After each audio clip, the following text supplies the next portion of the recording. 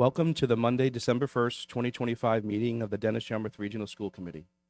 The Dennis-Yarmouth Regional School Committee will enter into executive session to return to public session to discuss strategy with respect to collective bargaining. Executive session is necessary to protect the bargaining position of the body. May I have a motion to enter into executive session? I move to go into executive session to discuss strategy with respect to collective bargaining and to reconvene in open session. We have a motion and a second. We'll take a roll call vote. Mr. Morris. Mr. Martin. Yes. Ms. Landers. Ms. Bemis. And I vote yes. Following our discussion in executive session, we will reopen the meeting. Thank you.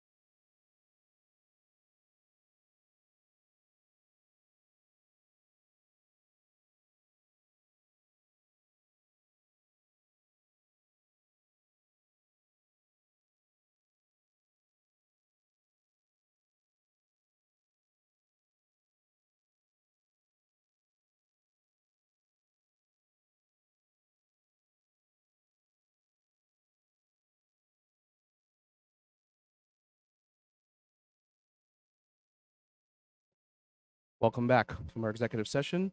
Will everyone please stand and join me in the Pledge of Allegiance?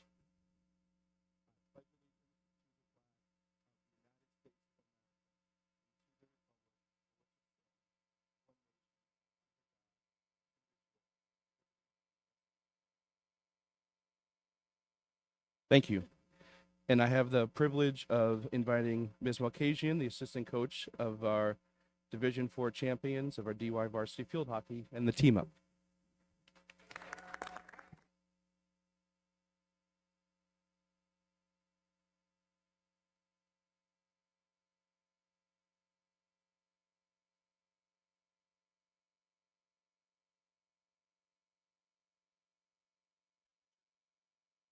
I am Coach Malkasian, fortunate enough to coach this great group of ladies.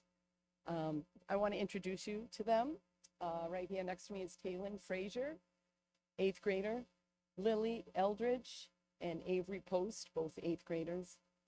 Ava McGrath is a sophomore, Maddie McCarthy is a freshman, Addie Callahan, a freshman, Skylar Hopkins is a sophomore, Lila Richter is a freshman, Jazzy Vargas is a sophomore, Kimmy Sherpa, sophomore, Taylor Gavoni, a sophomore, Brooke Chacoin, a junior, Jenna Richard, junior, Leah Woodward, junior, and our lone senior that's here today, Elena Manuel.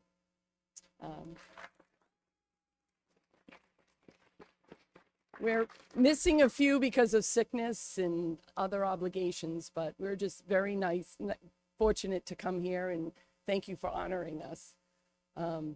Great group of girls. Not only do they excel on the athletic fields, but 17 of them are either high honor or honor roll students. So that's something else to be very proud of. Yep. If you want me to start, I can start back on August 18th when the season started. No. One unique thing about us is we're a family.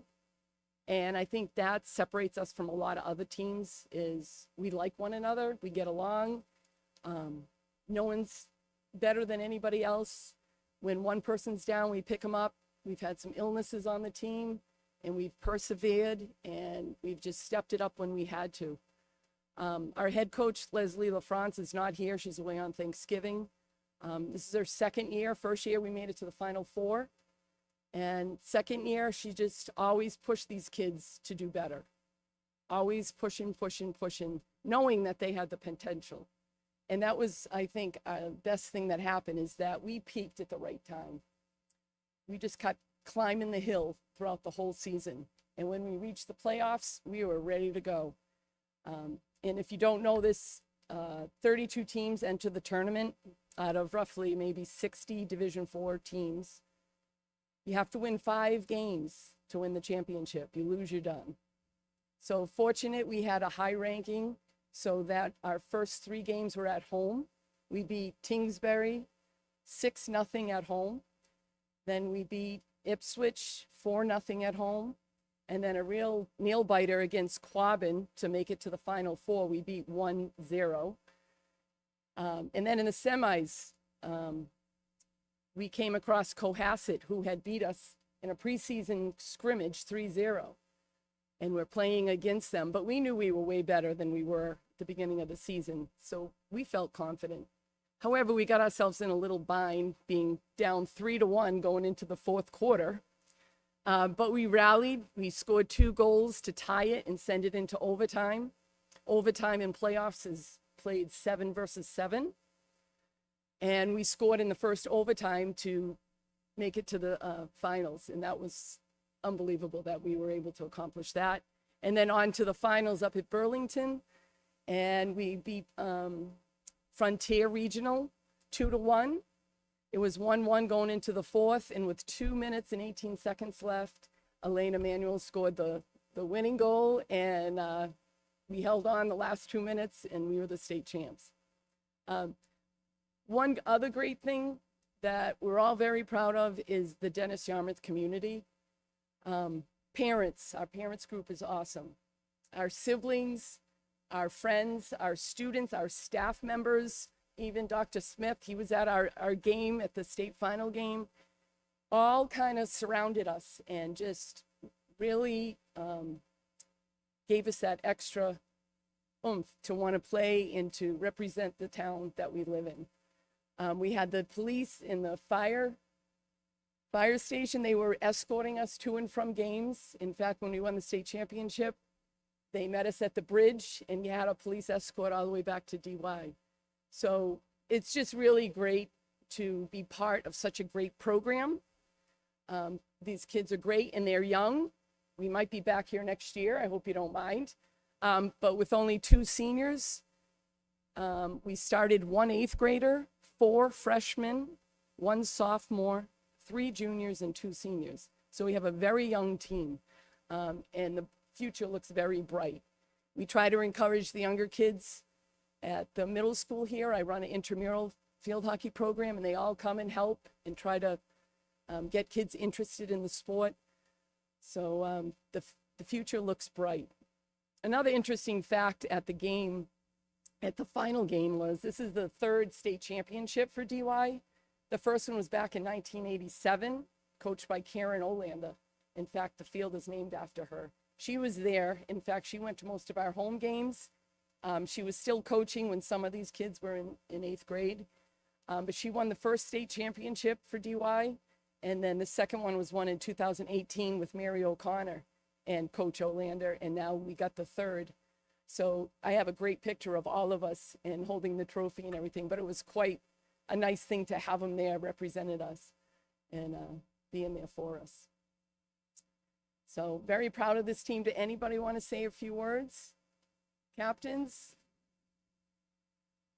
No? They're used to getting interviewed after the games, but they have grit. They're never down. We're never down and out. We never give up. We keep fighting to the end. And that's what I really proud of these guys.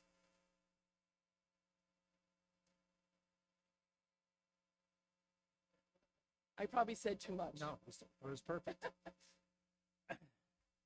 First of all, congratulations. As Coach said at the game, there was a couple things that stood out to me. So first was the crowd. I mentioned when I sort of gave my report last week, congratulating you all while you weren't here. But I happened to I was up there for the day, right? So I went to the DY game, and my wife works for another school district that was also in the state tournament. So I sort of got the opportunity to watch 2 high schools participate in the championship. And the thing that stood out to me the most was the difference between the experience. And as Coach M said, the way the DY community showed up to cheer you all on and celebrated with you all when you won was unique. And I just, hope most of you are back here next year celebrating as well. But if you're not, and even if you are, just the fact that the way the community showed up for you didn't happen at the champion with the next game that I was at, right? Just the way that even the huge student body that showed up and the way they were chanting throughout the game, like your community showed up for you. And I think it just speaks a lot to DY and how much you inspired them. So, that's just something to be really proud of. And I hope you are proud of that, because you built and brought something with you all the way up there to Burlington, which is not an easy place to get to.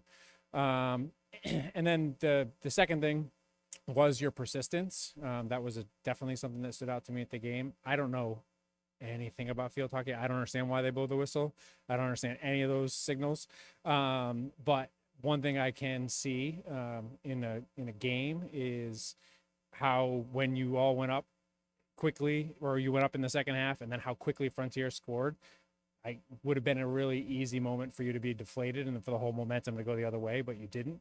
I saw like the whole tone of your team change, and you stayed with it and kept the ball, I assume it's called the ball, right, in their end, and really just kept pestering until you got that go-ahead goal, and really showed a lot to your character as a team.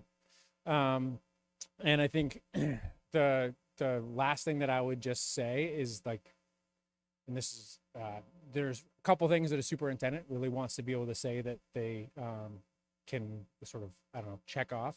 and you want to be able to say that during your time as superintendent that you have a state champion. So thank you very much. You checked off a big box for me, that I can say that I was superintendent of state champs. I had nothing to do with any of it, but it's just something that I get to be able to say. So I appreciate you bringing that to my career. It's very personal for me. So thank you very much. You all are responsible for me being able to check that box. So thank you. So we're gonna just give you a little appreciation award. I'm gonna read what it says for one, and then all of you are gonna get the same thing, except it's gonna have your name on it. So this is a certificate of excellence. And this certificate is proudly presented to, and then it'll have your name, in recognition of your contribution to the Dennis-Yarmouth varsity field hockey team and the 2025 MIAA Division IV State Championship. Your dedication, teamwork, and commitment to growth exemplify our district's core value of excellence, striving for high standards, embracing continuous improvement, and taking pride in your achievements both on and off the field. So we're gonna call you up one at a time. You can come get your certificate and then go over there so we can take a nice little picture for all of our social medias. It'd be great. Thanks. All right. So one at a time, come on up. Actually, I just read right off here. Ava McGrath. Congratulations. Taylor Gavoni. Congratulations. Ayana Manuel. Elena, sorry, I can't read the fancy handwriting. Leela Richter.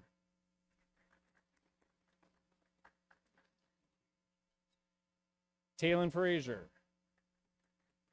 Congratulations. Jenna Richard.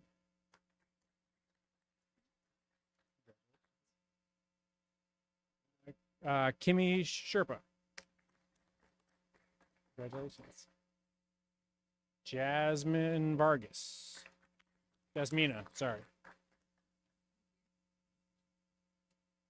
Brooke Chacon.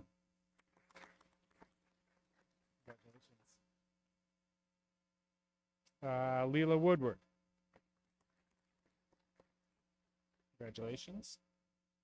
Maddie Moore. Not here. Brooke Woodward. Not here. Skylar Hopkins. Congratulations.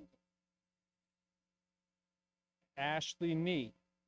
Not here. All right. Maddie McCarthy. Congratulations. Aurora Quinville. Not here. I probably massacred her name anyways. Riley Precourt. Not here. All right. Michaela Powell. Sorry. It's all right. No, it's my B. Avery Post. Congratulations. Lily Eldridge. Congratulations. And Addie Callahan. Our goalie. Congratulations. All right. And coaches, Leslie LaFrance, Kathy Malcation, and Carly Kucha.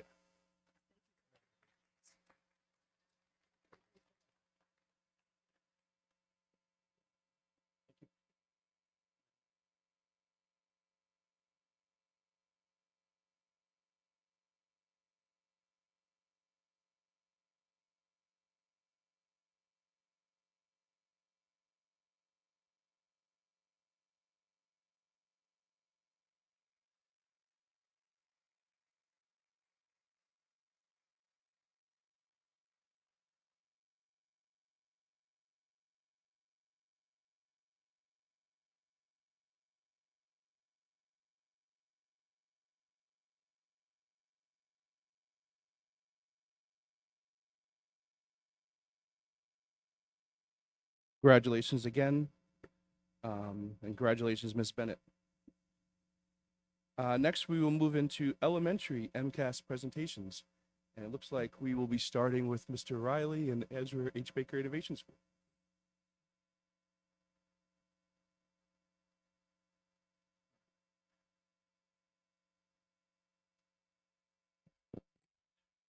Good evening. Can everyone hear me? All right. Good evening. There we go.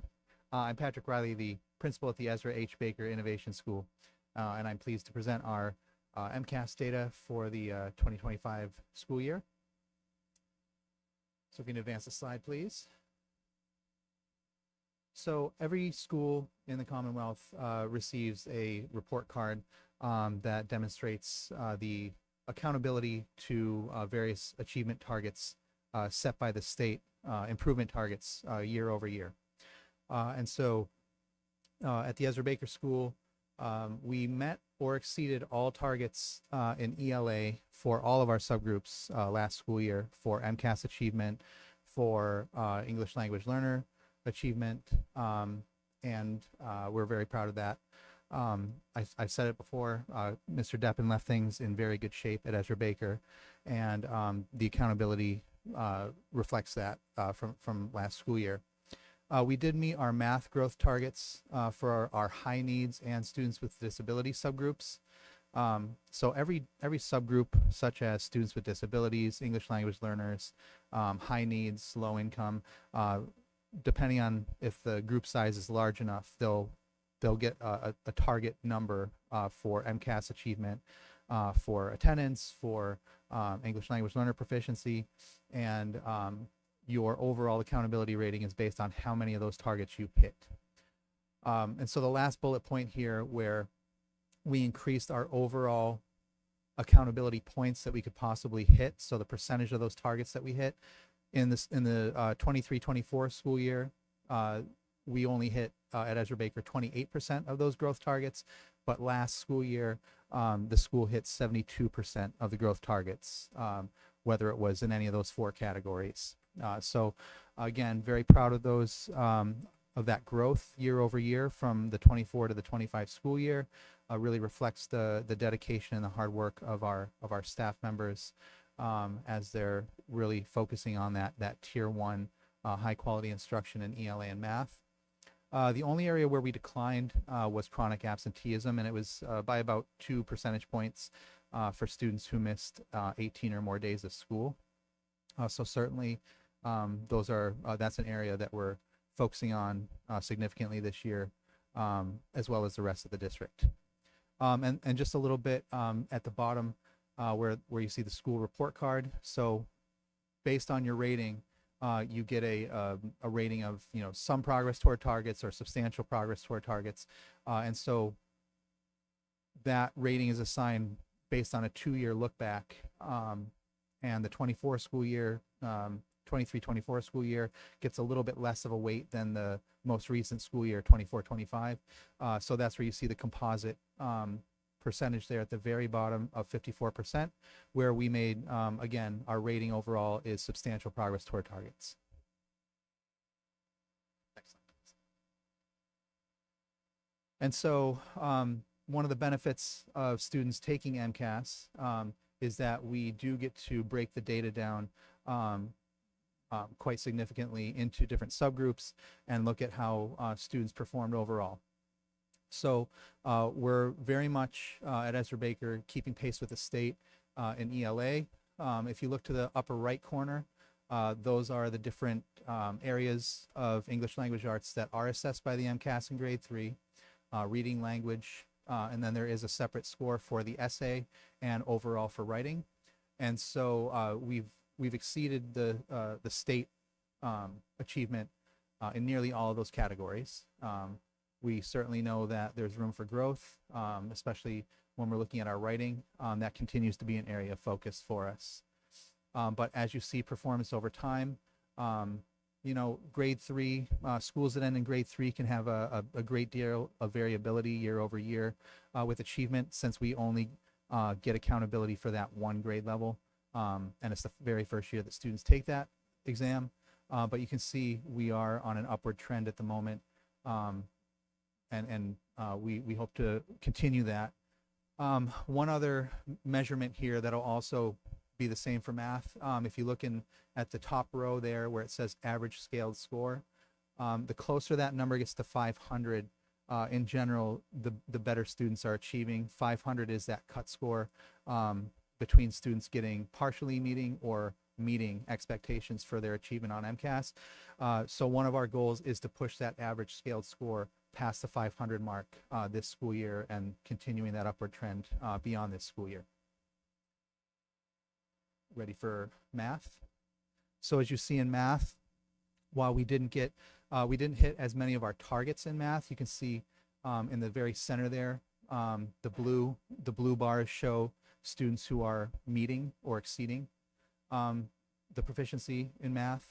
That's remained almost stagnant for the last few years. We have seen an overall decrease in the red, where students are far below or not meeting expectations.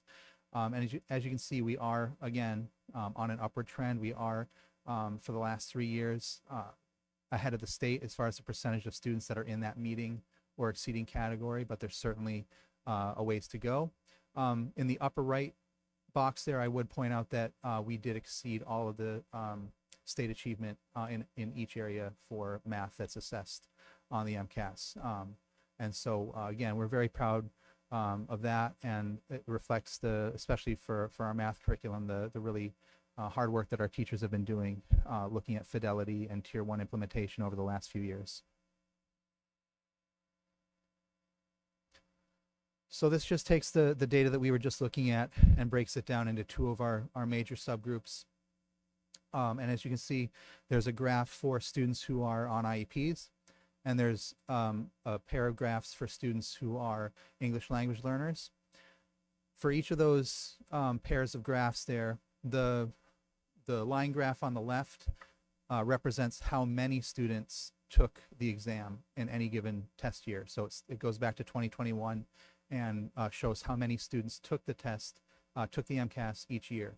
The upper line is the total number of students in the school that took the test in grade 3, and the bottom line is the subgroup. So as you can see, the number of students on IEPs that have been taking the MCAS over the last 3 years has gone down overall. There was a very small number of students that were on IEPs that took the MCAS last year. And you can see on the right, that represents the achievement gap. So the number of students, the number of all students who are proficient or higher is the top line, and the number of students in the subgroup is the bottom line. So that's how each of those graphs are paired.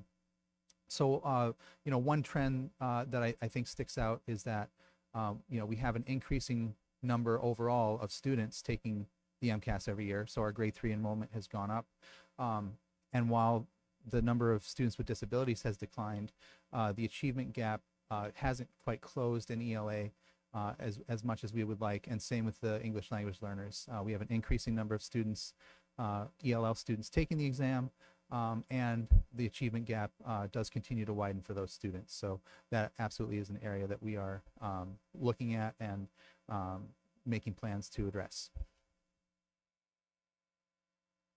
So this is our math data.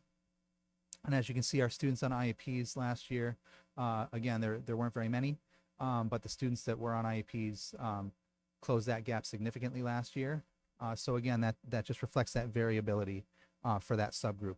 Year over year, it can change quite significantly. Just not only in numbers, but also the profile of the students taking the tests that are on IEPs. Their needs can be significantly different from one year to the next.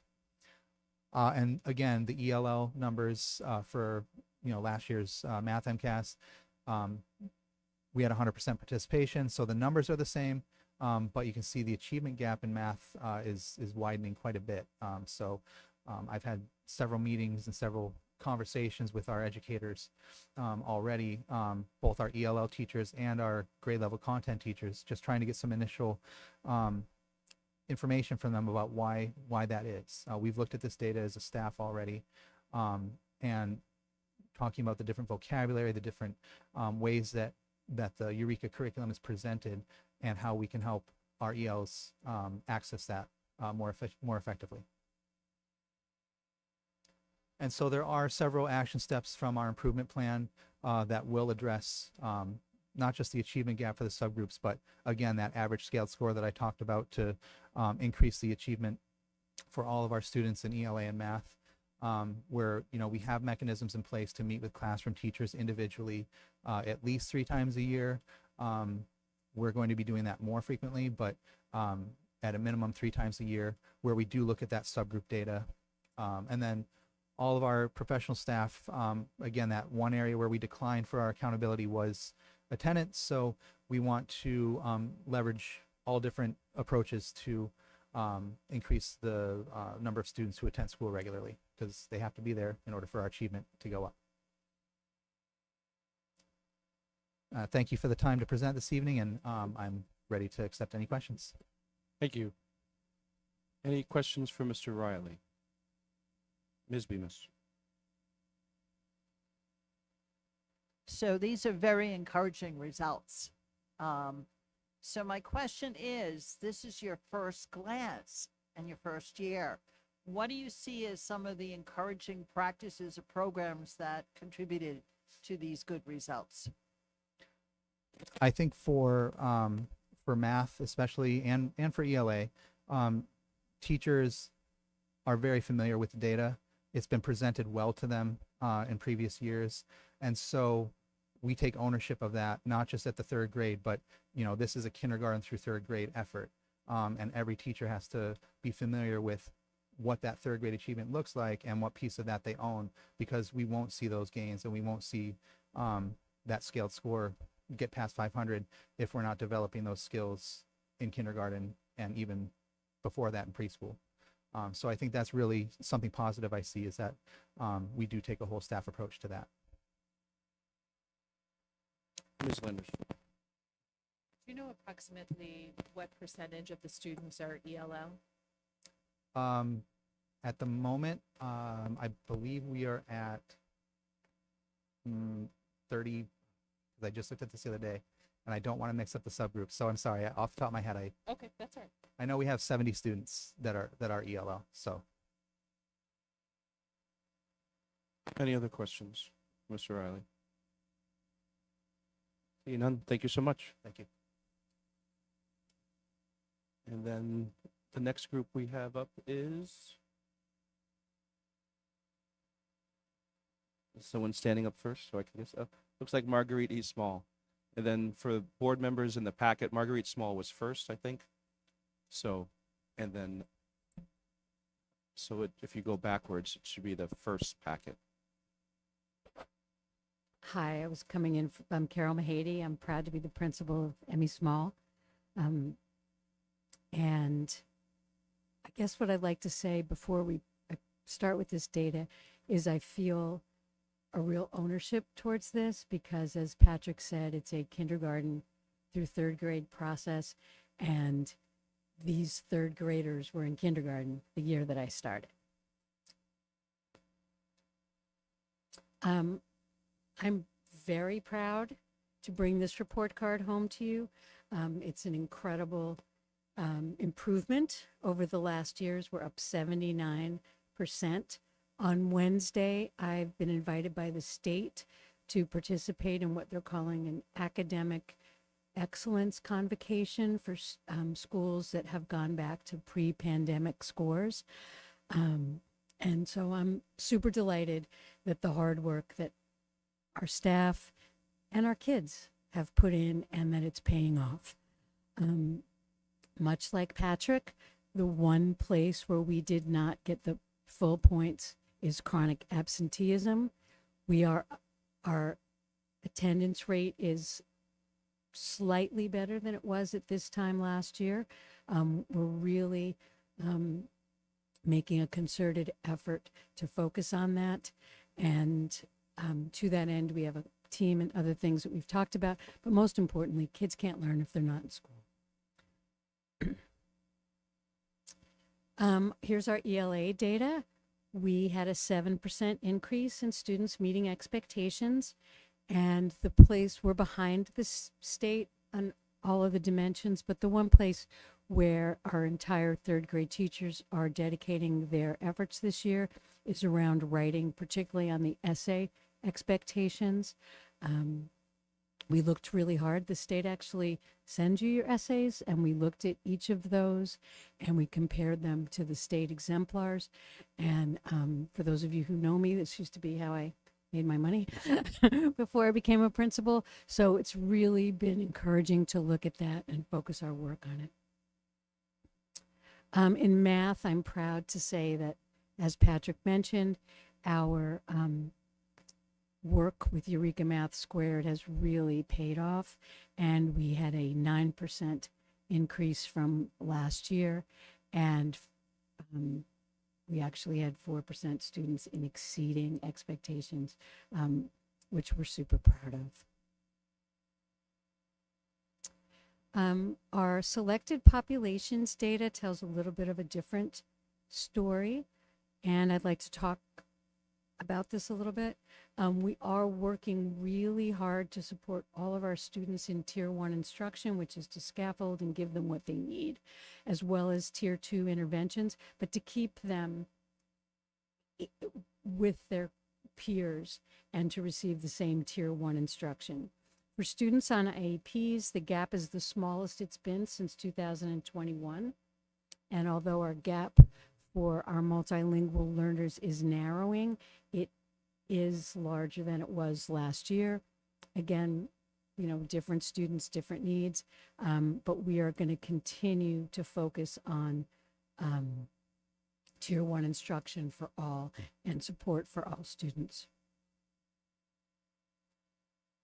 In math, despite our growing proficiency in math, our students on IEPs are being left behind. And that's a real targeted area of focus for our school this year, focusing on access to Tier 1 curriculum, being sure that when special needs educators are in a classroom, that while they're attending to the goals on the IEP, they're also supporting those students in their access to Tier 1 curriculum. And similar to last year, our multilingual learners are narrowing that gap. Last year they exceeded it, but I think that comes from the robust exposure that they have and the attention that we pay to SEI instruction for our multilingual learners. Our action steps are just as I shared with the school improvement plan, and it's to just continue the hard work of, you know, keeping our noses to the grindstone on district curriculum and focusing observations and feedback on instructional practices, and also making sure that we are consistent with what's expected with our district curriculum. And it comes down to our basic core value of equality, and that we've been really doing a lot of work at our PLCs on aligning learning goals from our current data, as Patrick mentioned, with benchmark assessments, mapped curricular assessments, and MCAS to drive the instruction and growth. And I echo what Patrick says. The students sit for this test in 3rd grade, but it's a test of what happens from kindergarten on. And again, as I mentioned earlier, this real focused attention on student attendance. Great. Any questions from Ms. Mahid?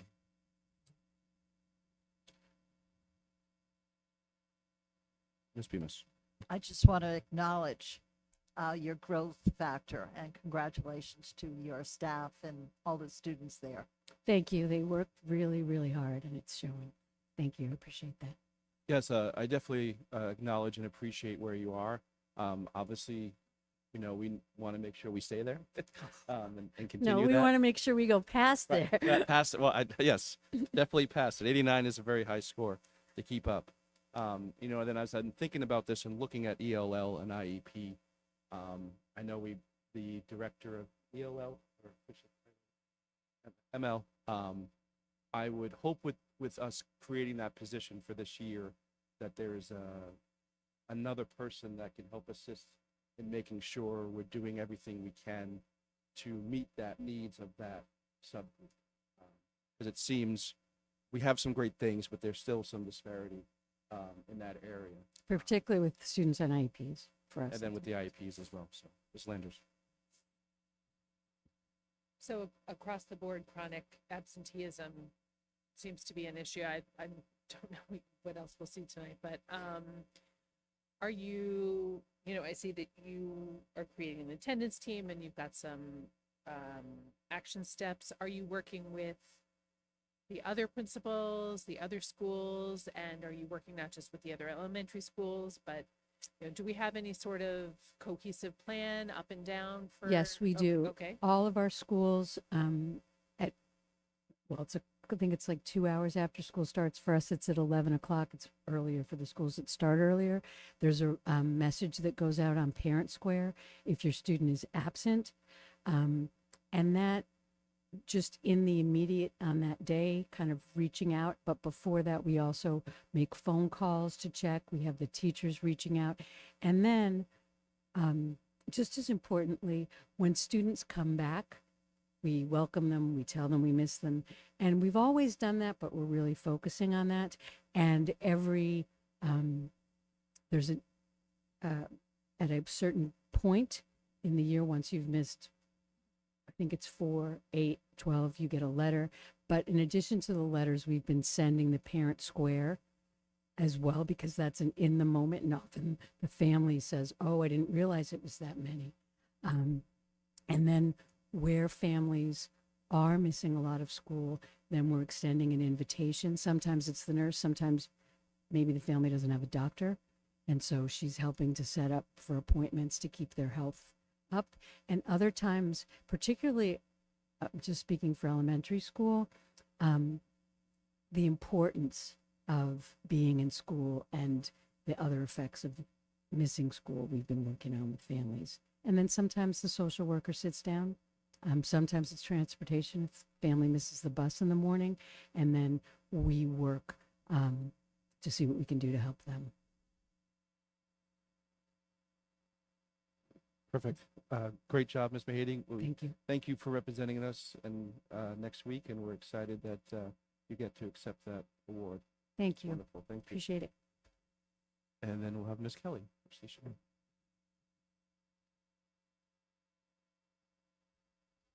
Hello, I'm Valerie Kelly. I'm the principal at Station Ave Elementary, and I'll dive right in. Like the other schools, we made tremendous progress. Our progress targets improved to 92%, and on the lower, I put a table that outlined the difference between 2024 and 2025. And similar to the other schools, we made gains in almost every area. EL is one place where we didn't earn any points, and so that's going to be a real targeted focus. And like the other schools, chronic absenteeism was impactful, but that is a priority focus also this year, and so we're excited to see what yields from our efforts across this coming year. Our ELA data, we're really thrilled to see. This is the first time in many, many years that we are trending back upwards, and that is full credit to the teachers who are working day in and day out. And in an elementary school, it's kind of like a relay race where they start off in kindergarten and it builds, and then our third grade team really takes that baton and gets the kids prepared to take the MCAS and reflect that global learning that happens. And we had a nice jump, 10% from last year, and we're exceeding the state for the first time in many years. And like I said, that's an effort that goes credit to our teachers who are working day in and day out, taking a look at our data, trying different methods. We had a number of different efforts globally across the school last year to be responsive to our data. Writing continues to be a priority focus area as well. While we're slightly above the state in these 4 domains on the top right category, we still have work to do. And so we're going to continue that priority focus, but we're really pleased with the nice reverse in trend for ELA. Math is a real area for celebration for us this year. We made tremendous gains, and it's been a trend that's been continued over the last 5 years. which is pretty significant. And credit also goes to our teachers who day in and day out are teaching. I think they are really analyzing and digesting the Eureka Math curriculum, but also finding areas where our students might not be coming to the table with the skills needed to access everything. And then they're adapting and thinking really critically about the profile of students before them and how they can meet those needs and grow those students forwards in a concerted way. And it's paying off. This year, we disaggregated the data and met with all the third grade teachers. And like the other schools, we looked at all the essay samples, but then we also did an item analysis and we collated the class from last year by each domain.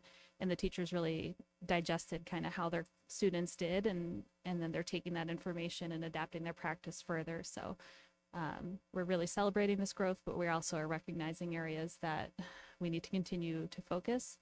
We also recently, with the help of PTO, purchased Reflex Math, and that is a platform where students can practice math fact fluency, and that's just a tool that parents can use at home easily. Kids enjoy it. It's not done in tier 1 instructional time, but we're finding that math fact fluency is impacting kind of global math performance. So we're hopeful to see impact from that extra tool as well. The areas that we're not celebrating as much would be our achievement gap that seems to have widened for our EL students. And this is a real priority focus. I think one major contributing factor is our chronic absenteeism. And so we're kind of doing a dual focus of addressing chronic absenteeism and figuring out the barriers of why kids aren't here and how we can support those barriers to get them here. And then also working really closely with our EL instructional team to figure out how we can meet students' needs and grow their proficiency levels further. And same goes for EL. We did see growth. This is our ELA to the far right. We did close the gap narrowly. I think some contributing factors to that is getting our special ed teachers OG trained and using a scientific method to support some early literacy and phonics acquisition in a systematic way. And we've seen payoff from that. So we're building on what's working and examining what hasn't been and adjusting our practice accordingly. Same for math. We widened the gap for EL, but closed it a little bit for our students with disabilities. I think what we found as an elementary team in the district is that Eureka Math has kind of higher lexile vocabulary. And so we're thinking about opportunities to increase that vocabulary practice to help our students whose first language isn't English better access. And creating opportunities to reinforce that tier 1 instruction with the EL teacher in the classroom. We're taking a lot of action steps this year. I think we're in a great place. There's a lot to celebrate on how we did this year, but there is also concerted work to do. And so some of the things that we're doing this year, we're continuing the targeted focus of our extended learning block. Last year, we extended the school day by 22 minutes and we created an intervention block called What I Need. And we're using that meaningfully again this year. We have increased partnership with our ML department director and coordinator, and they're doing coaching cycles and providing targeted instructional support for our staff.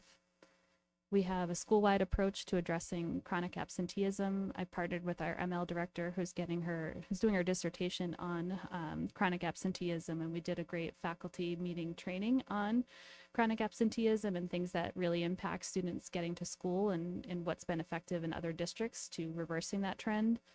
And then we did a follow-up faculty meeting where we focused on our particular absenteeism trends. And we actually looked at students who were severely chronically absent from last year and students who are on that path for this year, and had teachers break up by grade levels and take a look at that. And some teachers weren't aware that some students sitting in their class were absent that many times the year prior. And so having that data live for them, I think gives us extra agency in the people who are closest to those families to help make inroads to get them here. We're holding enrichment blocks for our ML students and our students with social emotional needs. It's something we started last year, but the goal is to increase connectedness to school and expand essential vocabulary in those different domains. If you think about music and if English isn't your first language, like there can be a lot to navigate in the vocabulary realm. But if you have an extra couple sessions on a small group with the music teacher and you learn some of those key, it helps you to access and it helps you to feel more comfortable. And so we're thinking about ways to really bridge all of these different opportunities for those two particular groups. We are trying to shorten our data cycles to afford greater responsiveness to our performance data and intervention implementation. If we have this data and then we don't meet on it for 6 weeks, by the time we act on it, that data is old. So by shortening the data cycle, we're really trying to be responsive in a shorter time frame and help target that need faster. We, like I said earlier, we did initial trainings for all of our special educators in the moderate realm with OG, and we're seeing that really pay off. We're doing a school-wide focus for the priority areas outlined in MCAS, and that's that item analysis. If you go on the DESI profile, it outlines all the questions by ELA and math and how your school did versus the state. And so we really analyze that in places that we are significantly below the state or any areas that we're just lower in general. And then we're creating a priority focus area for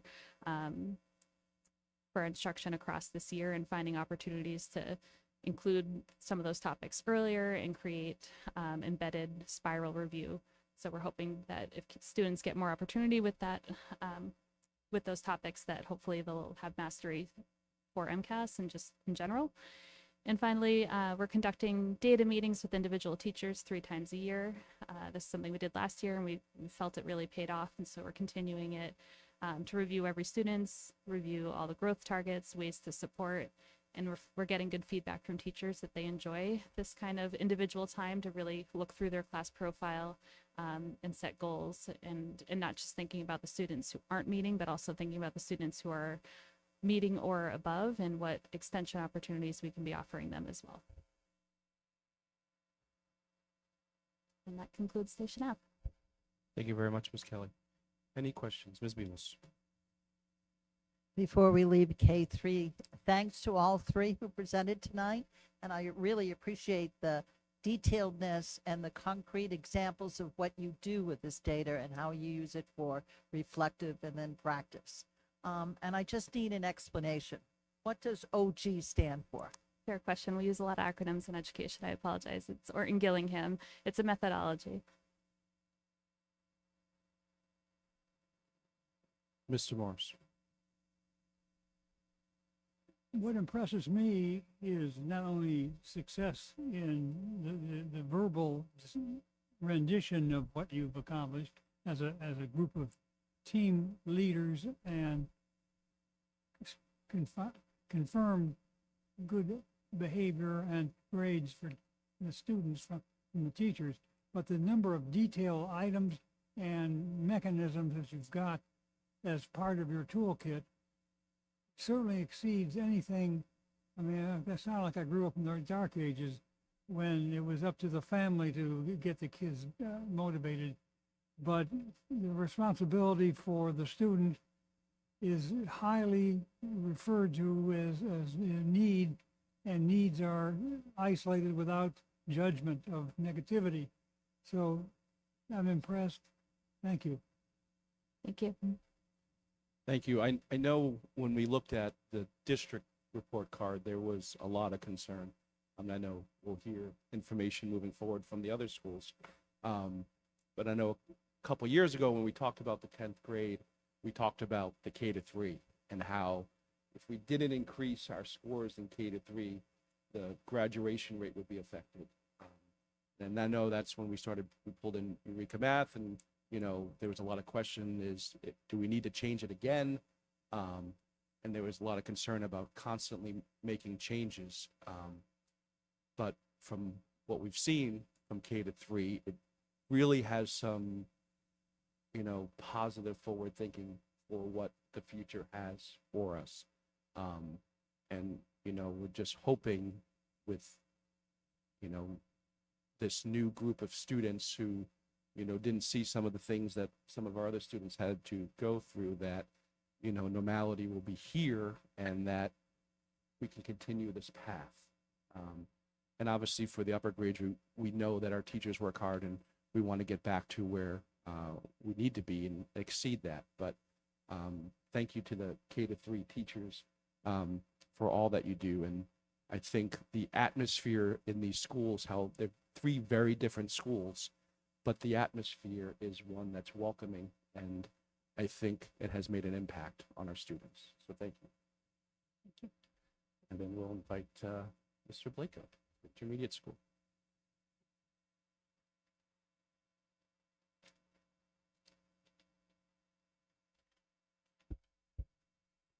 So good evening, Tim Blake, Principal DY Intermediate. Just to build off of what you've been saying, Mr. Tolentino, I think one of the first impressions our 4th grade teachers had was when the kids were new this year. For a lot of those successes that you just saw in like 3rd grade MCAS and things that you're talking about, they definitely noticed right away, whether it was writing longer and writing stamina, reading, math facts, you name it. It's things that they definitely noticed coming in. So moving into our school. So I know I listened to the last school committee meeting where everyone got a little more familiar with these charts. So if you were online and looking at like all those numbers and then maybe hit one of the other tabs where it said like detailed and it got into some of the things the other principals had talked about, like for literacy in math, there's like 10 subgroups each. So the way that I could kind of summarize our data is if you looked at those 20 different scores, like 16 of them are improving, but we're not improving as fast as we'd like to go. So we're happy that we're improving, but we're not improving enough. So I guess that's the easiest way to summarize it. In terms of chronically absent, because we've all been talking about it a lot, if my social worker was here next to me, she would be like, Tim has beat this drum since he got here. And just because sometimes when we talk about kids being absent, we think of all like a parent went on vacation. There's a million different reasons. And sometimes we don't bring it down to the grade level of like the ground level of what that looks like. So for someone who's chronically absent and they're out 18 days, that's like just writing off a month of instruction. And for us, we were always hovering around 17%, which isn't anything I'm really proud of. In terms of our school and attendance, we've always been pretty good in the district. And last year we dipped down to like 19%. So one of the, you're not going to read it as an action item, but I've been beating that drum louder. Like if almost 20% of our kids are out 18 days or more, we are fighting uphill all the time. And we need to really get real of what that number looks like. So when you say chronically absent, usually we feel like, well, the kid missed a lot of school. But when you say 18 days at least, and think of like, there's some months where the amount of school days is 20. That's a lot of school that kids are missing. So I don't think we've ever not been serious about this, but I think in terms of it being a focus of the district, I think is a great thing. So we just need kids here more often. And sometimes it's hard because as kids goes up in the grade level, like I have a junior myself, you know, if he's missing school, he's worried about his GPA. My 9 and 10-year-olds here at the school are not talking about their GPA. So sometimes we think about it differently, but it's building that base. The more they miss year after year, it's just, you're fighting uphill and it's really hard. So we'll get a little bit to that later.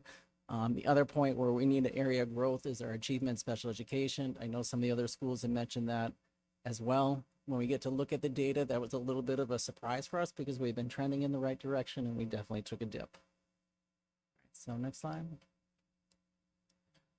So in literacy, our first goal, and really for literacy in math, if you think of excellence, what I've talked about with the staff is to be excellent. You got to at least get to where the state is, and then you got to forge further ahead. So our first goal is really to catch the state, and you can see we've really been stagnant. We haven't caught up with our pre-COVID levels. Last year, our achievement levels were the same. I think the state increased like 8%, but we didn't increase at all. So that's obviously an area of concern because we need to catch up, and we'll get into some of our action steps later and what that will look like.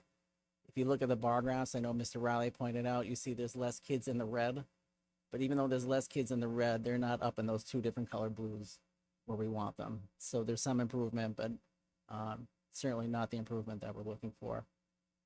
In math, you can see we've passed our our pre-COVID levels, and we're getting closer and closer to catching the state and going further. Last year, we closed that gap by, let's see, I wrote it down someplace. We're down to like 6% behind the state. So we've gotten better and better as years have gone by. So we're happy with that.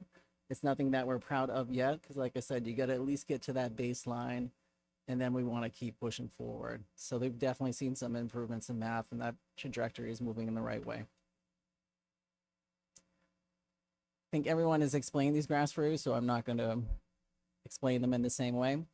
When we see the achievement in special education needs to improve, you can see where that gap widened. If you see that kind of trend line, that's where I was talking about is when I say surprised, it wasn't like we opened up MCAS score and said, oh my God, because as we were looking at data along the way, we noticed that we were starting to get a gap that wasn't there before. So it's been an area of concern that we're working on this year. When you look at the achievement gap for EL students, you see again, the trajectory is moving in the right way. And in literacy, we started to decrease that gap a little bit more last year from the year before, but we still got work to do. Oh, go back one. There you go. So you see that now that we're looking at math, you see that same dip for our special education students, where you see the graph is moving in the right direction, and then we definitely had that dip down. And in EL, though, you see it decreasing and starting to go the other way. That graph obviously was kind of going down, and we've really started to turn the trends. So in terms of when we get into action steps, that's one of the things I could talk about when we were here talking about staffing and making decisions and how things change for the school. I see this as the help that we gained is having a positive effect for our students. So the first step that we talk about, and all the other schools have mentioned the same thing, is making the teachers aware of the data and having them look at it as well. So it'd be one thing if we just came up here and said, oh, here's the data, then send it to our staff and say, here it is. But we really have them go through it and walk through the same steps, looking at the data, come up with action plans, and then come up with like a challenge of, what does this really look like in your classroom? For us, it was a couple staff meetings ago when we went through the same data that we're presenting right now and said, if I was walking based on what based on what you've learned, what would I see if I walked in your room at the perfect time? Like, what would look different, or what are you focusing on more if I came in at the perfect time? Because anybody who's ever taught will always say the principal comes in at the wrong time or misses that one perfect time. For EL staffing, a couple of years ago, we talked about, I think when Mark was new, we talked about like teacher to student ratios and what they should be. I believe, Mark will correct me, I forget what we have for EL, but it's like 18 to 20 per teacher. For our school, we were hovering in the mid 40s to 1, where we barely fit in the classrooms that we were in. So I really see when they did the change of staffing, where we increased our staff to bring it to a more, be honest, realistic level, that you see the achievements start to change. The class, it's not just because the class size has gone down, but you see the teachers able to focus better on what they're able to do. With this increased staffing, without getting too much into the weeds of it, our EL teachers are teaching language, but they're not necessarily like a reading specialist. So we really were able to focus on the new curriculum that we brought in last year to have in the curriculum the supports for the EL teachers to better teach reading, especially at those earlier levels. So that was not a focus really before, but when we brought in the new curriculum, it was what supports are there for the kids and for the teachers that we do a better job of teaching reading, because we needed to improve there. In terms of, I want to get to, in terms of literacy, we're having kids write more than they've had before. When you look at the data, they need to respond to text in writing more often. So that's been a focus of the teachers, not just 3 or 4 times during the year when we have PLC meetings and taking out an MCAS rubric and how do we improve, because that's important. but more of those weekly PLC meetings, looking at student writing all the time and being able to identify what aren't the kids doing as well that we need to do them as well. Because while we'd like to see improvements everywhere, it's what the other schools have said as well. Their writing just needs to improve. And the only way that you improve is asking kids to write more often. One of the things that we're excited for is having the new literacy program. Right now, 6 of our 22 classrooms have had it. As a teacher said recently, when can I use that too? So that's a great, I'm excited for the momentum that we'll have for next year too. It's a noticeable jump in the expectations that the curriculum has for the students, and that's already been sensed throughout the school. I know Valerie just spoke about it as well in terms of interventionist meetings and looking at data, really tighten those up. It's not that we never had that before, but really being a lot more strict and like, hey, every 6 weeks, we're looking at our data, looking who's in groups, talking to families about it too. It shouldn't just be like your student comes home and says, I have, teacher X and this one, and the parent doesn't know what that is or what that is all about. So really an expectation this year was communicating with different families, hey, your kid's in this reading group because, and then at 6 weeks talking to families about, I've seen progress and this is what it looks like, or I haven't seen as much progress as we need, so your child's going to stay with me longer. So that parent portion of it was something, whether or not it should have happened before, is a definite thing for this year that we're excited about, so families really understand what's going on. And in terms of, it might seem like an easy thing, but for our related arts teachers, they're involved with students who are chronically absent. I think especially in K-5, where students have less teachers, having your teacher reach out to you for everything is not a surprise, but having your related arts teacher, like noticing the attendance, like, hey, Tim, you were out yesterday, I'm glad to see you back, and sending that message to a family is just a way to kind of kick it up a notch. And like I said, like, been really banging the drum of trying to get everyone to really realize like how much it is when you're out 18 days. So that has definitely started, the different teachers reaching out to families and different teachers noticing kids. For us, I get to do this because we're here in our building. When kids go to related arts, they all kind of meet in that lobby and see their related arts teachers. So it's, I'm not going to say it's easy, but there's definitely opportunities for teachers, including the related arts teachers, to be like, oh, hey, Glenn, I noticed that you're here today. I missed you the past couple of days. It would have been great to see you in chorus. How are you doing? All those little things to just let kids know that we notice and let families know that we notice and let families know that it's important. It's just a way to help bolster student achievement because it's hard to learn when you're not here. So I think I covered all them. Questions? Thank you so much, Mr. Blake. Any questions? Mr. Morris is waving. The range of meeting with parents answers the question about more parental involvement. It isn't just a matter of calling up on making a phone call. It's actually involving the families in the total teaching environment and learning environment of the students. And it seems to me that it's having success because we're not passing blame. We're creating a positive environment for family, students, teaching staff. So I appreciate your laying that out. Thank you. Ms. Landers.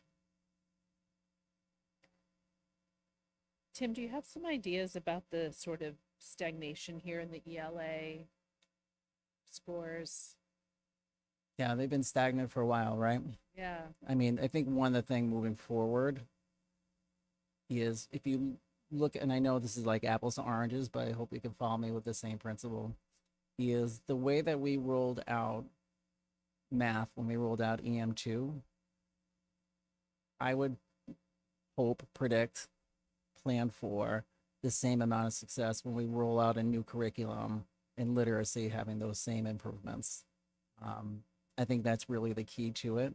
I think in terms of when you look at math, I had a teacher once, I just briefly walked through the classroom and looked at the board and she said, I know, you're going to tell me to do X, Y, and Z, Ms. Pontius, if she was here, she would tell me to do X, Y, and Z. If a math coach walked in here, she would tell me to do X, Y, and Z. And that was just a look. And I just looked. She's like, I already know what you're thinking. But the rollout with math really provided that opportunity. And I'm really looking forward to having a similar rollout for literacy, where you should see our achievement scores start to move, because they need to. Thank you. Ms. Bemis.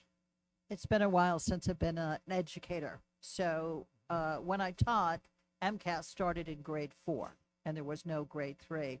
So now I'm wondering, since it starts in grade 3 and you are doing it again in grade 4, is the ELA more abstract or more challenging, a longer writing component? Is there any difference between the I mean- third format and the fourth?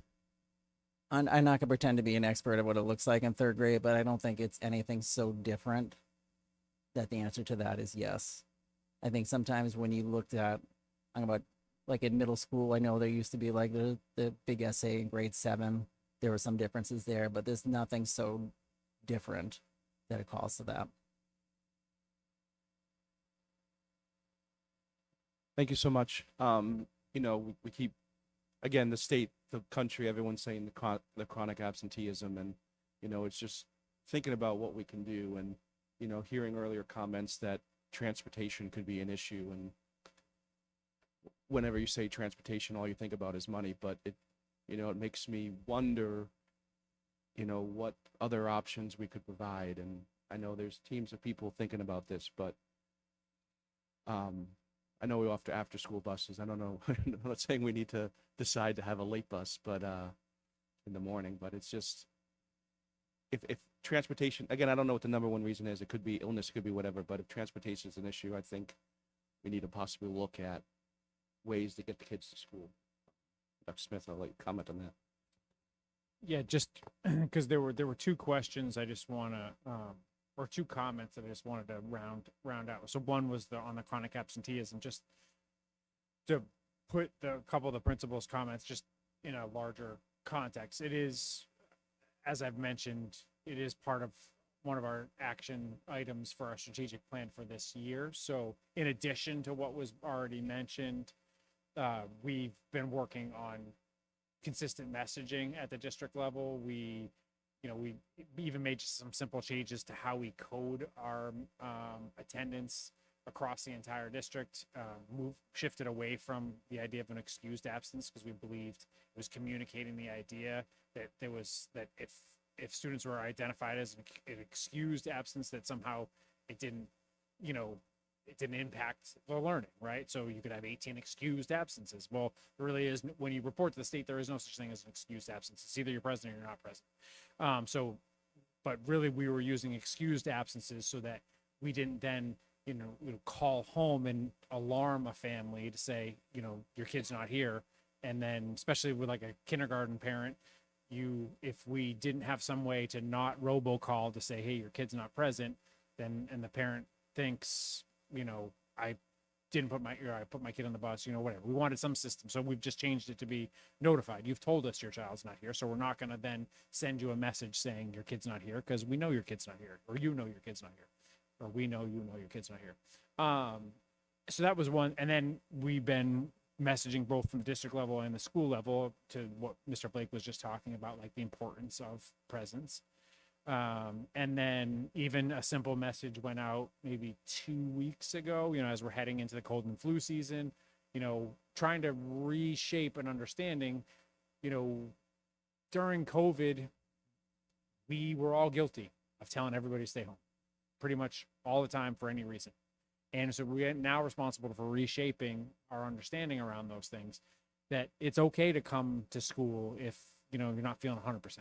And so our nursing director just put out, a sort of a message to the entire district around, these are really and it's going back to, like, we used to send these messages out as school districts all the time. Like, it's really like, if you've got a fever of X, Y, and Z, these are the reasons the risk is to stay home. Otherwise, it's okay to come to school. And the nurses are there to support and help make judgments if your child needs to see some, get some additional medical attention.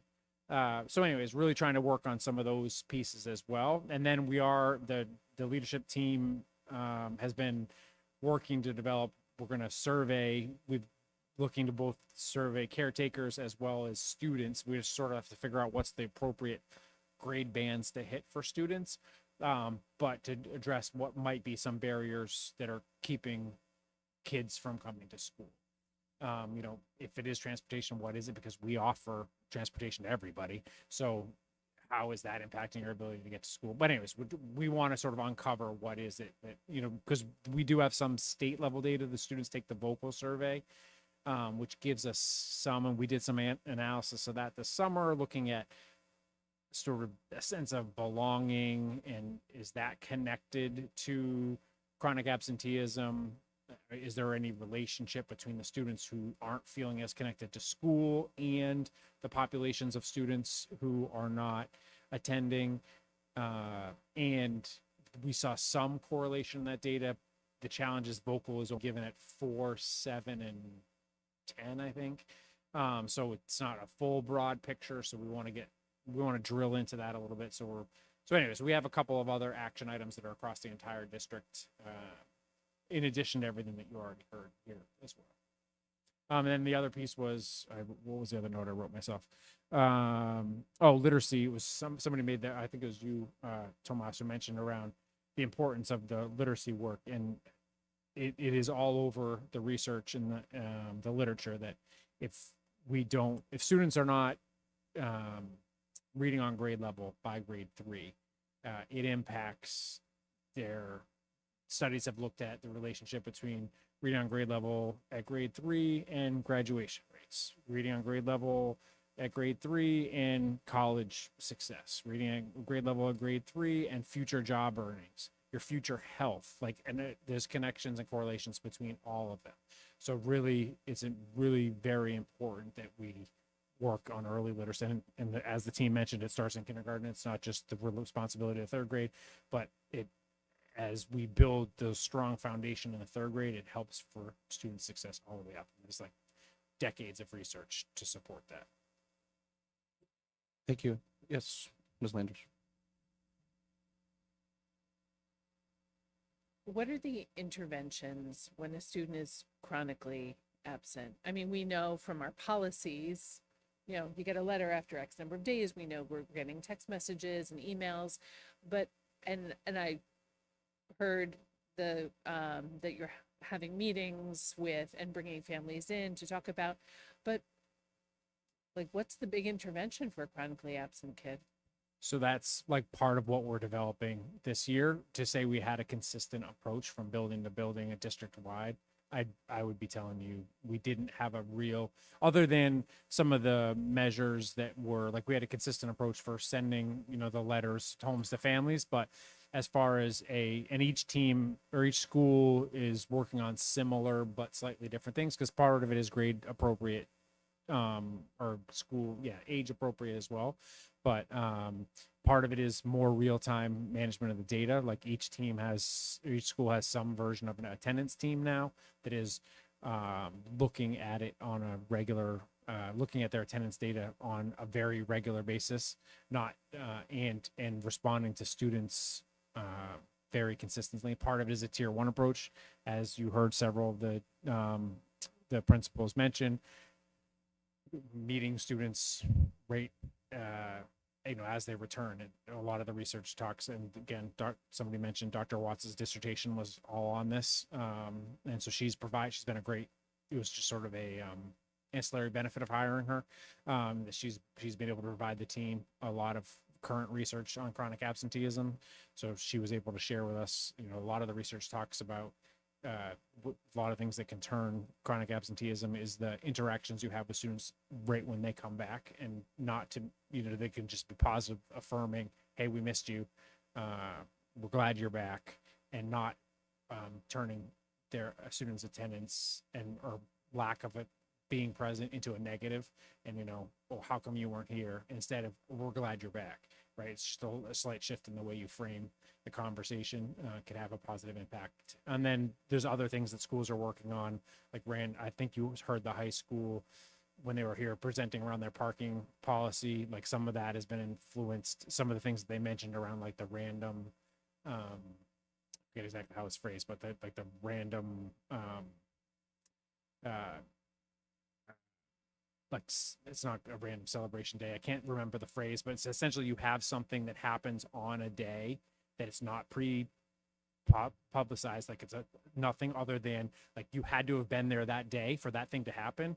You don't know when it's coming, and when you start to have those things, then kids, now I want to be in school because I don't know when this thing's going to happen. So it starts to drive a culture of, hey, you want to be there because this thing's going to happen and nobody knows when it's going to happen, but they do happen as part of the school culture. So again, the high school mentioned that they're looking at opportunities for that for their school, and different schools are experimenting with different things. Thank you. And then, the one thing I will ask of our leaders, there's a lot of documents that look the same. It is beneficial to all of us if you do have your school logo on it instead of the DY logo. And then maybe even on some of the slides have in the bottom have the school names, if we can do that. We have 60 pages we looked at and all the data is the same. So just an ask from myself, I guess, on behalf of the committee. And Ms. Bennett, if we can look at that, and then Mr. Bovino too.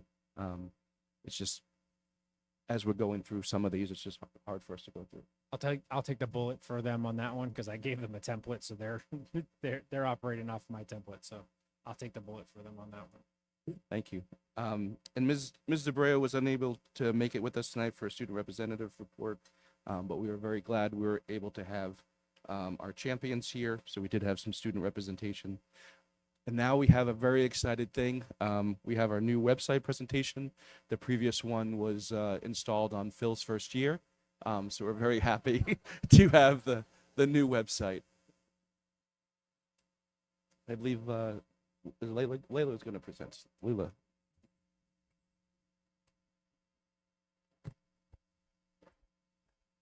Good evening.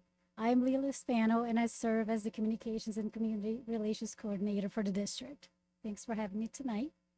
I am very excited to share that on Tuesday, last week, the 25th of November, we officially launched our new website. The launch follows a thorough process where we interviewed multiple vendors and chose to move forward with smart sites that's powered by Parent Square. As you may know, Parent Square is already our communication platform here in Dennis-Yarmouth.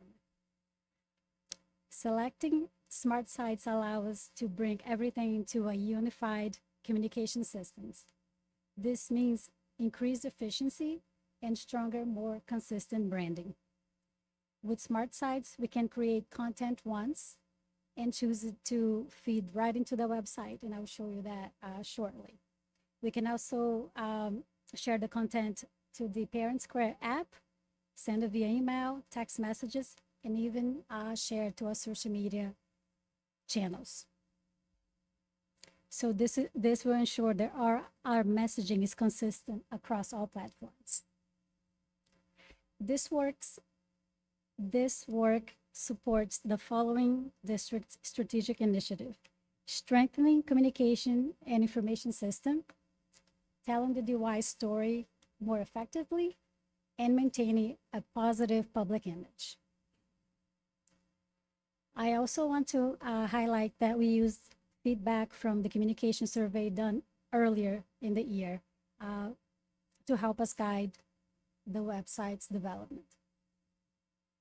So I'm going to give you a quick overview of the new site's navigation. Right here we are at the district page, and here you can see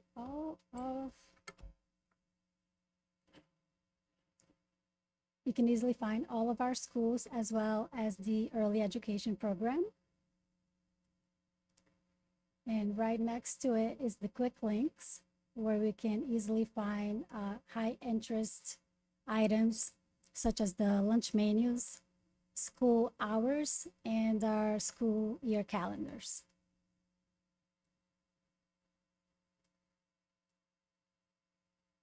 Over here, we have a welcome message to the district. And this button will bring us to a core values. This is consistent across the website, and each, I can't see anything. How do I go back? Right there? No? Okay. And each school page will have a welcome message for their particular school, also with the button to link to the core values. Here we have the upcoming events and the calendars, and we'll talk about that in just a minute. Over here, I'd like to show you our social media accounts. So this is the district page, and is showing you the Facebook for the district as well as the Instagram account for the district. So families can easily find this our accounts here and follow us and stay connected. Also, this is consistent with all other school pages. They can have their social media accounts listed here as well. This is the latest news section that I talked about briefly a minute ago, where we can create content in Parent Square and choose to feed it to here instantly. So this is timely and consistent, and this is the district page. So we are seeing the superintendent messages. Here is the message Dr. Smith was referring to that I posted a couple weeks ago regarding the guidelines for keeping sick children. And any other press release that is sent district-wide will go here on the district page. For each school's page, there would be, you could see their newsletters or information that they're sending via Parent Square to their families. They can choose to have displayed here as well. And now Joanna will show you a little bit of the school committee page and the district calendars. I am Joanna Watson, the Assistant Director of Digital Learning and Library Services, and I worked closely with Leela to revamp the website. And while we're here, I will look at the calendar first. I actually want to go to a school and show you how the school calendar will look, and then we'll go back to the district and see how they all feed into the district page. So at each school, you have quickly the upcoming events, but then you can click view full calendar and you will get their school calendar laid out, and you can advance through forward and backward. If you go to the district page and you go to the calendar, all of the schools feed in. So brace yourself. So the key is up here in the corner. You will quickly learn which color is which school. And we had this on our old website as well. So we kept the colors the same so that because we're mid-year, we didn't want people to have to learn a new scheme for the colors. But this is how it lays out as a district. So quickly at a glance, you can see what's coming.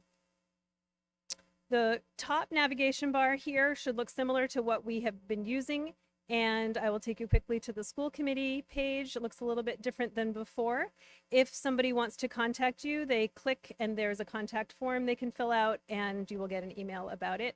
And then down at the bottom, we have all of the links, and we can see the list of school committee dates, the meeting archives, the agendas, and other important links.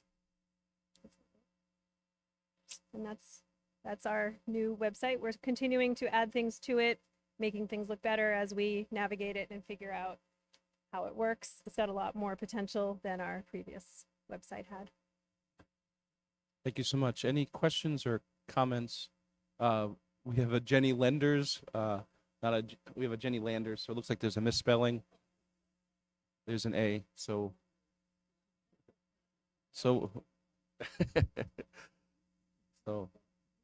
we can fix that. And we did see a wonderful press release of Miss Marshall. So Miss Marshall, welcome. Thank you for being here. Yes, Ms. Lenders. So a news story that is sent out on Parent Square automatically gets uploaded it goes to both places, to Parent Square and to the website. Does it also at the same time get posted to the social media for either the district or the schools? So it's in all three places at the same time? If we choose to, we can make that decision. And so anything that we are sending to the district-wide, like for example, the one that I showed you with the guidelines of keeping children at home, that one was sent by my office to all schools. But there are things that we can send it just via Parent Square and choose not to publish here, but we have the option to publish here. And can you show staff directory? Is it only per school? Yep. So it's per school or office. So if we were to go to the high school, it's now right up top here. It used to be on the bottom left. And it's organized the way it was before, where it's by department, or in the other schools, it would be related arts, classroom teachers, specialists, things like that. And people can still send a message as before. But to find a staff member's contact info, I need to know what school they're at. Yes. You can do a search. I've not done it yet. There is a search up here. And if you put their name, you may be able to find them, but I have not tried it to see. The sites do operate somewhat separately, even though they're under the same umbrella. So I'm not sure if you went to one page, you could search for someone elsewhere in the district. I can try that out, but I don't want to do it right now. All right. I don't think you're going to be able to do it that way, though. Yeah, you would have to know the school they're in, and then I think you can search from there. Ms. Bemis. So I was looking at this today because I was curious to see where I could find any information on the school absence policy and in different schools. And I only could find it language in the handbooks. And then I realized under family and students, there's a alphabetical directory of sort of topics. How did you decide what topics to include, or did you edit it or anything? It's a directory of topics alphabetically. The families and students. So at the moment, it was carried over from the previous website. And over the years, when people have asked that something be posted, if it's a district-wide initiative or topic, it gets put there typically. So if we wanted to publish a clear attendance policy or a desire or wishes or how much we value it, A is a good place to begin. Ms. Marshall.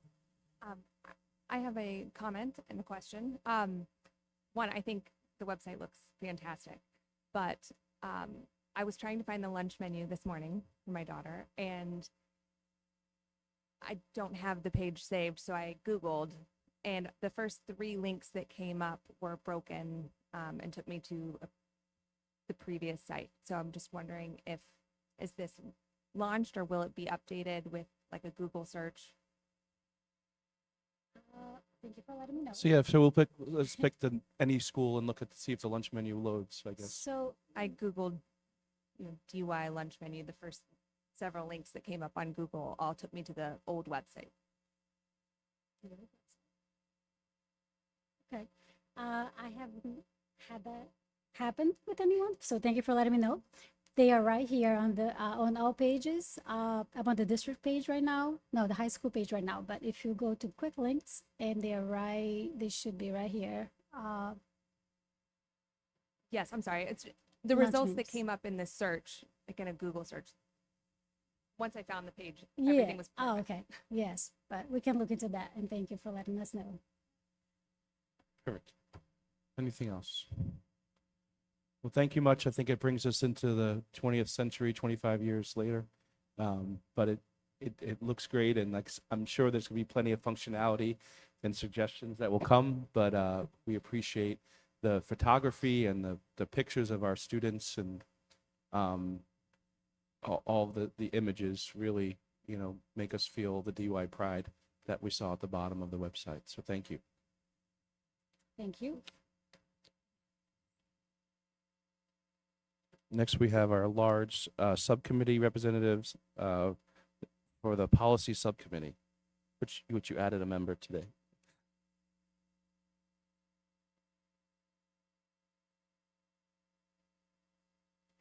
So if you remember last January, we had a quick one-page document about the new change in the law after the voters decided to no longer have MCAS as one of the two criterias to earn a high school diploma in Massachusetts. We did not have guidance from DESE, but we knew that that first class was going to be affected by it. So we took the language that we knew, we read the law, and we adopted a policy. And we voted upon it under a special provision that we have, and it's BGB, policy adoption. So normally in any policy, this is for Meg, we would have 2 readings of a policy before the ultimate vote by the school committee.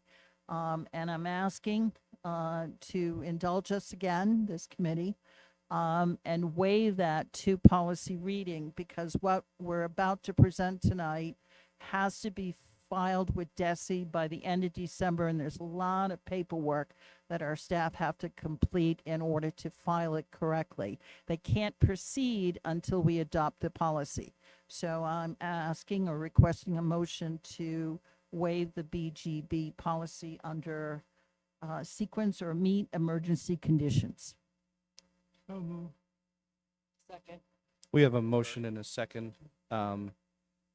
Any discussion or questions? Okay. Seeing none, are we required for a roll call vote? We are. Well, we will do a roll call vote since we are suspending policy BGB. So we'll take a roll call vote. We'll start with Ms. Marshall.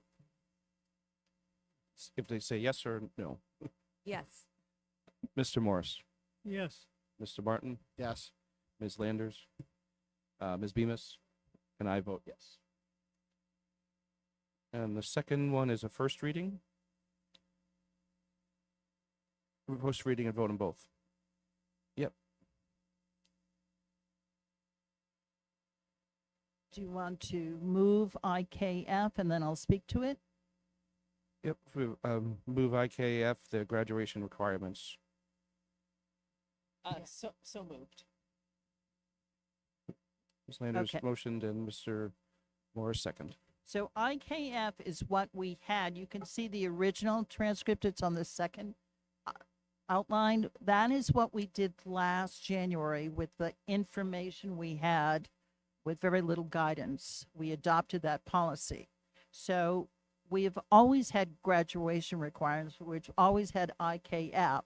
What we did last January is add as a piece to it called competency determination. So the only thing I'm requesting is that we accept this IKF as amended.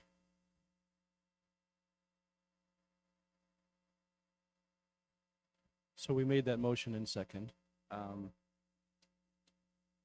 Any discussion on that? The IKF. Seeing none, we'll take a roll call vote again. Ms. Marshall, Yes.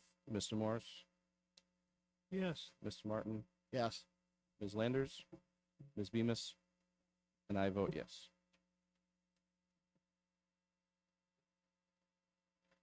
I'll make a motion to approve IKFE, competency determination. Second. We have a motion and a second. Further explanation. Okay, now you figured out competency determination is now a separate position in our policy manual. The rationale for that is in July, DESE, or Department of Elementary and Secondary Education, or DESE, came out with their long guidelines of what qualifies and what needs to be included in any document of competency determination. So a group of us have looked at this, looked at what DESE had in their published guidelines, and looked at information we received from the Mass Association of School Committees. And basically, the intent is the same with more qualifiers and explanation. So it's a longer document. What is new for the first time is if you go to the third page, additional consideration. So all of that is new per DESI's guidelines. And also added is formalizing an appeals process. Since I'm still speaking to this, I want to point out that your small committee made a error. So if you're looking at the page 2, it's a backsided document. It's in the middle, it says align courses. We list all our courses as we did before. But below that, that last paragraph, students who do not meet. So it's my error, and hopefully it's a friendly acceptance to make that clerical correction. I amend my motion to approve the amended IKFE. There's one So more. we need a second on Yeah. Jenny's. Mr. Morris seconds the amended.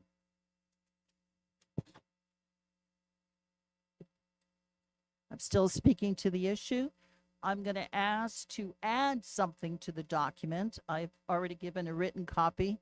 So basically what I would like to add to the end of that page that I just referenced is this paragraph. Students who met the CD standard in English language arts, mathematics, and or science prior to January 3rd, 2025, i.e. students who earned a CD through a regular or retest administration of the MCAS or through a DESI appeal process, retain that benefit. So we need an additional amendment to add So that I paragraph. amend my amended motion to include the second amendment. And we I need will a second. And Mr. Martin will second that. Okay, so we now have a motion, an amended motion, and another amended motion. And we will vote on all of it together. So any discussion or questions? Okay. Continue our roll call vote. Get Meg right in it. Ms. Marshall. Yes. Mr. Morris. Yes. Mr. Martin. Yes. Ms. Landers. Ms. Bemis. And I vote yes. Thank you to our subcommittee. There was a lot of information and it had to be done in a quick, timely manner. And Dr. Smith is, any comments or? So I just want to thank the committee for waiving the policy and moving that through. As Ms. Bemis mentioned, there's a lot of work that has to get done to get this to the state. And then we have to notify parents and because it affects the graduating class of 26. So the sooner we can get moving on this, the better. And just related to this, in only the way the state seems to be moving over the last year, just got notified on Wednesday about a meeting this Wednesday. So right before Thanksgiving, about a meeting that is on Wednesday, that the governor has a whole separate graduation council that's been working, and they're now releasing their version of what graduations across the state should look like, at least their first version of it. It was a 106-page document that I tried to get a little bit through this morning, which I think less affects, at least by my first read of it, less affects necessarily the CD side of things, but the graduation requirement side of things. So at some point in time, you all may have to be back revisiting the first policy that you amended, but to be continued. Like I said, I don't have much other than I have a meeting I got to attend on Wednesday to get some more information. Perfect. Thank you. And next we'll move school committee liaisons to select board. Anything from the town of Dennis. I don't have anything new from the town of Yarmouth. So we'll move into the superintendent's report. All right, thank you. Not a lot since it was just last week, but a couple of things. First start with some donations and some acknowledgements. So as is in the the packet in the consent agenda. I just want to acknowledge 2 donations that came in between the meetings. So first, to the Mercantile, I want to thank the Mercantile specifically. I want to thank Miss Megan Lampton. Yes, thank you. I couldn't find it in my notes, for a donation of over 100 meals, as well as being supported by 25. So each one of those meals was supported with a $25 gift card to Stop and Shop. These were distributed through our food service department and our social workers. They were all in time for Thanksgiving. So just huge support to a wide, and they went all across the entire district. I got a couple different emails that went out to from one in particular from a social worker at one of our schools over at Emmy Small, talking about the 15 different families that it fed at that school. But again, that was part of a larger effort, but just the impact that it had across the entire district. So just thank you to the Mercantile and to Miss Lampton for supporting that particular effort. And then the second is our unified basketball team at the high school has been participating. They participate every year in a basketball program, and this year I think they went undefeated again, or maybe they might have had one loss at the end of the season. But this year the coach, Miss Wise, also got them invited to participate at a game at TD Garden in January. And so to help support that, they received a $1,000 donation through the Cape Cod Foundation on behalf of Dave and Missy McGraw. So again, support. There's costs obviously associated with making a trip all the way up to Boston, and so again, this donation helps support that trip and make it possible. It's just a great story. There's been a lot associated with this story that's been super positive. So just another great example of our community stepping up to support so many of the great things that go on here in DY. So 2 great examples of that. Then I want to acknowledge a couple of other things that happened across the district over the last couple of weeks, maybe last month or so. Some of them tied directly to Thanksgiving, and then some just sort of in the season-ish around Thanksgiving. And they're all largely in the same bucket around drives to support families in need. So Station Avenue Elementary does their All for One food drive, which provides to the Yarmouth Food Pantry. If I might have the wrong food pantry, but Cape Cod Community Pantry. Yeah, all right. But they doubled the amount of donations from last year to this year. DYI does a huge community food drive as well. Stuffed a bus full of donations. And then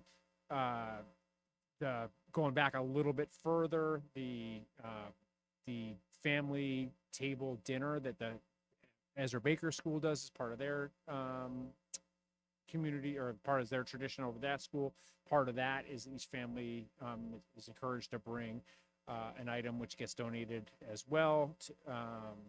And then last but not least, the 2 things happened parallel to each other. So one was a family member reached out to us after the hurricane that really ravished Jamaica, and she wanted to build some support. And so our district helped lend a hand in organizing relief efforts. And then a group of students from our Voices Heard group at the high school wanted to extend that even further. And the high school has sort of taken it on and expanded beyond what was done we did about a week-long sort of district-wide effort. And then the high school, this student group at the high school has taken the effort a little bit further and longer at the high school, and sort of built off of that momentum. So just a bunch of great things going on at the district that really highlight one of our core values of community, specifically the part that says we strengthen each other, we unite, working and celebrating our shared strengths, and that we serve and include all, looking out for everyone, and that we own the responsibility to make our schools excel. So I just really wanted to highlight those couple of things that have happened over the last couple of weeks. And then 2 just quick updates. So first, it's been a long road, but we did close out the turf field project. Had the final walk through about 10 days ago. And There will be some small things that need to happen in the spring, mostly like seeding, because we were past kind of the germination period. So the contractor will come back to patch up some places around sort of where the JV field kind of curves and comes down where they, their equipment or whatever disturbed the field, and some of the spots going out by, again, sort of all around the edge of the JV field just needs some reseeding and some fixing. But nothing was going to hold at this time of the year. So they'll come back in the spring to do that. There's one piece of netting for the backstop on the lower field where there's a softball diamond cut in that hadn't been delivered by the time the project was done. So it's like removable netting so that if it gets used or when it gets used as a softball field, it gets installed and goes up so that foul ball doesn't hit either bystanders or go into the woods or whatever. So that's as of 10 days ago, that hadn't been delivered, but it was supposed to come in within a couple of days. So it might be in by now. I haven't had an update. And then the only other piece on that is now that that project's done, we have an internal team looking at fee structure for both field use, but just sort of looking at all of our facilities use rental agreements and looking across the Cape on sort of what the current going rates are. And so sometime in an upcoming meeting, there'll be a presentation for the committee to look at, review, and then approve. Will be some recommended rate changes, rental fees, because we are kind of out of whack.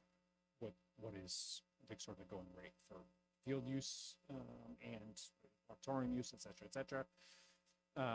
And then simultaneously, I'll be making a recommendation, or sort of we will be making a recommendation from a fiscal perspective around setting up a revolving account specifically for when it comes to the turf fields, because they're brand new right now, right? 10 years from now, the carpet in particular is going to need to get replaced. So instead of having to go back to the towns 10 years from now, the idea here would be use the income that we generate from leasing the fields to outside groups that want to use it and build a reserve in a revolving account over a period of 10 years, so to then not have to go back to the towns or to go back to the towns with a very small ask, because we built up a reserve that can be used to purchase the carpet and have it installed.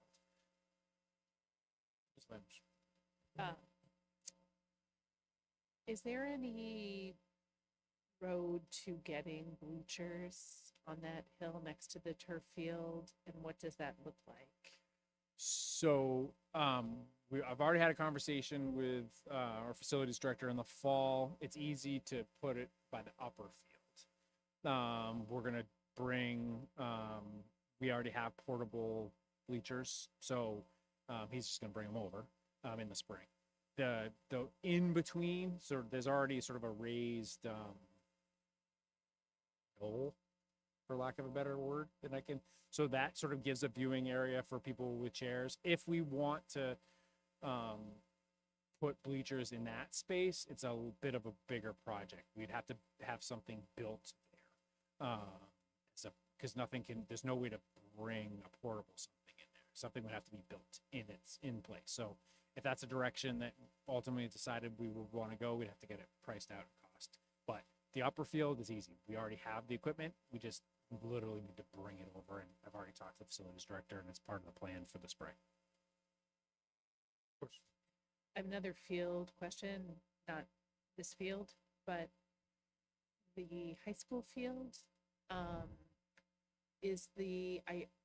heard that the track is in such bad condition out there that it's not going to be used this spring. Is that true? And what's happening over there, please? That is correct. They can't use it for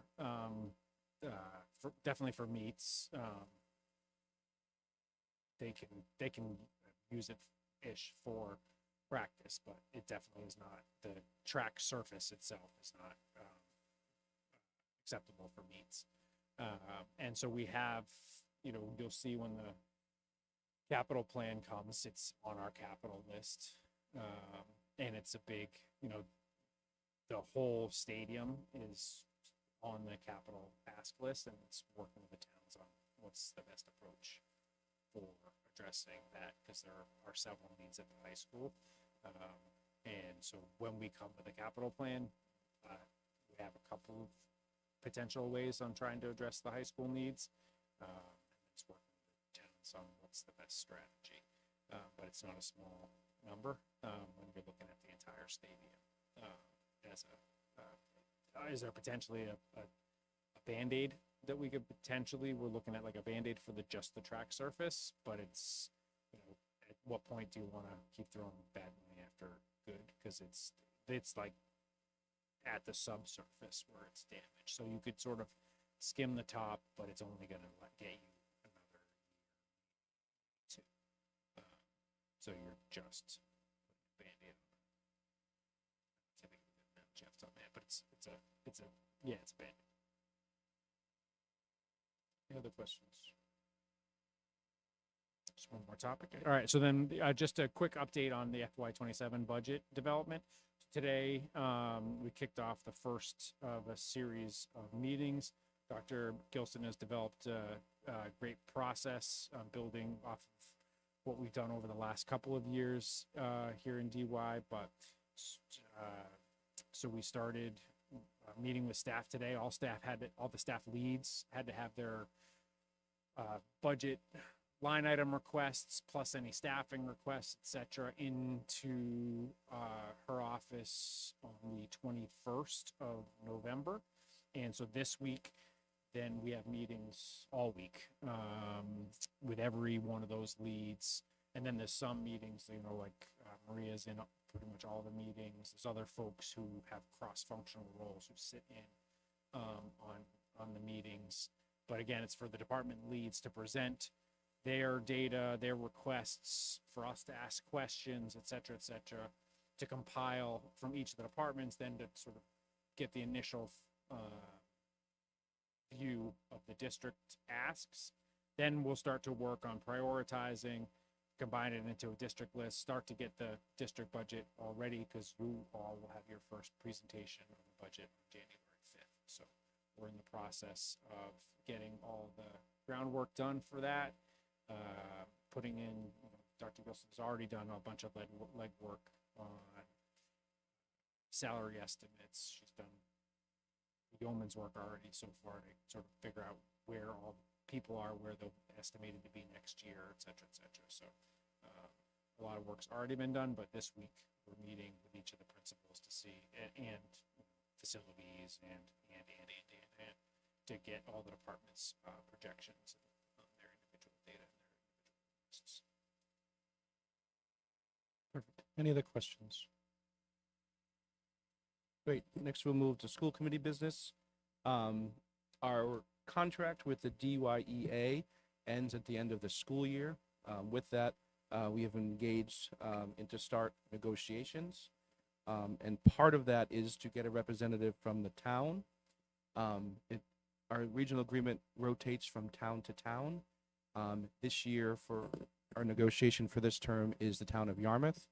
At the town of Yarmouth reorganization meeting held a couple months ago now, Tracy Post has been selected as the town of Yarmouth representative.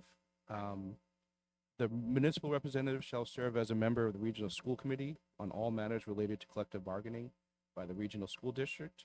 The municipal representative may serve on the regional school district bargaining team, if any, if they're selected by the regional school committee to be a member of such subcommittee. And we do have a subcommittee specifically for negotiations. So we're looking now to see what role we want the representative to play. I make a motion to appoint the municipal representative to the negotiating subcommittee. We have a motion and a second. Any discussion?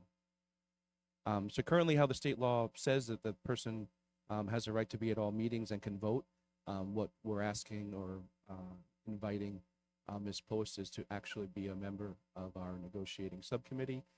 Therefore, will be in all negotiations, any caucuses or discussions further.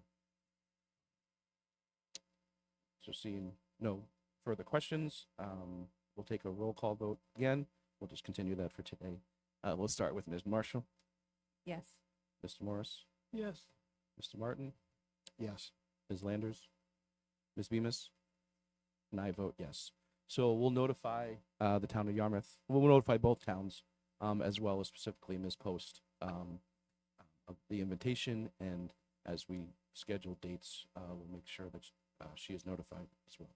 Thank you. Next, we have the consent agenda, which we have the donation from Ms. Lampton, the donation from Dave and Missy McGraw for the unified basketball team, and then the minutes from October 20th, 2025. Move the consent agenda. We have a motion Second. and a second. All those in favor say aye. Aye. Any opposed? There was an invitation that I will make sure that Mr. Martin and Ms. Marshall get from the unified team. They do have they would have a Best Buddies game, I believe. There's an event that's going to be held at the high school that we've all been invited to. So it's Friday the 19th. But we'll make sure that they had trouble getting to Mr. Martin, Ms. Marshall, so we'll make sure that the two of you also have that invitation. That's Friday to 19th, yes. At 12:30. It is part of Best Buddies, but I believe members of the unified team will be. Bills, requisition, payrolls. Thank you for those who've signed the folder. There was an email sent out right before our meeting, so you may have not seen that email, but there is an email with other bills and requisitions. If you can please check your school email to make sure that we can virtually sign those on that. And then calendars. There's so many pieces of paper today. I think I have tabs. Thank you for that. Looks pretty blank. We have our next meeting will be on Monday, December 15th. And then we will start our winter vacation on Wednesday, the 24th of December. And then school committee topics are updated in our.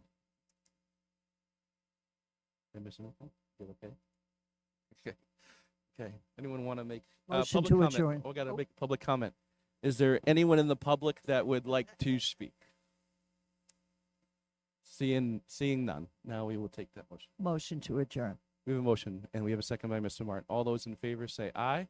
Aye. All those opposed? Thank you so much. No roll call vote. And again, welcome, Ms. Marshall.